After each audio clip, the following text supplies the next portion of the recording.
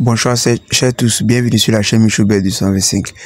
Je vous invite à suivre cette vidéo jusqu'à la fin et vous comprendrez pourquoi est-ce que le capitaine Ibrahima Traoré est traité d'inculte dans cette vidéo.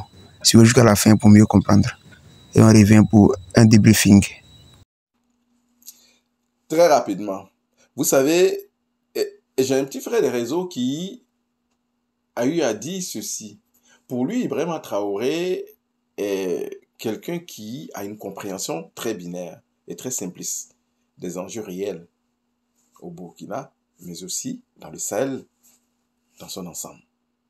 Et aussi, il dira que c'est la raison justement pour laquelle Ibrahima Traoré, dans son approche de communication, il recherche beaucoup plus l'adhésion par l'émotion plutôt que l'adhésion de la masse par la compréhension, par la raison, par l'objectivité et par la pertinence. Varane, permets-moi de te citer, et vous allez remarquer que cette assertion est tellement vraie, surtout lorsque vous écoutez Ibrahima Traoré énumérer les faits suivants. L'AES est aujourd'hui, selon lui, le premier producteur d'or en Afrique, premier producteur de coton en Afrique, premier producteur d'uranium en Afrique, premier producteur de bétail en Afrique, premier producteur de poissons d'eau douce en Afrique, et que l'AES contenait à son sein les deux plus grands fleuves en Afrique. Voici, vous voyez.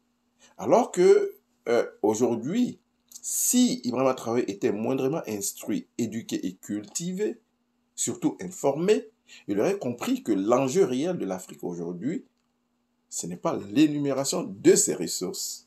Ça, on le sait. Ce n'est pas l'abondance de ses ressources. Ça, on le sait. C'est beaucoup plus la capacité de l'Afrique, dans son ensemble, d'avoir accès au marché des capitaux dans des conditions soutenables.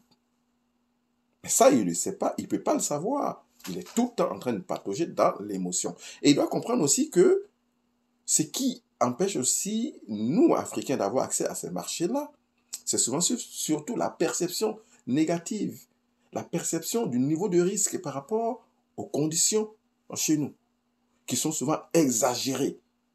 Et ce qui est assez quand même prohibitif par rapport aux investisseurs. Ce qui bloque souvent les investisseurs, comme le cas du Burkina avec le terrorisme, le Mali, le Niger et ainsi de suite. Sinon, il aurait compris qu'il n'est pas à sa place parce que depuis qu'il est au Burkina, ça n'a contribué qu'à faire fuir les investisseurs. Depuis qu'il tient ses discours bêtes à chaque fois, ça ne fait que fuir les investisseurs. Alors qu'aujourd'hui, sans investissement, le Burkina ne pourra pas se développer.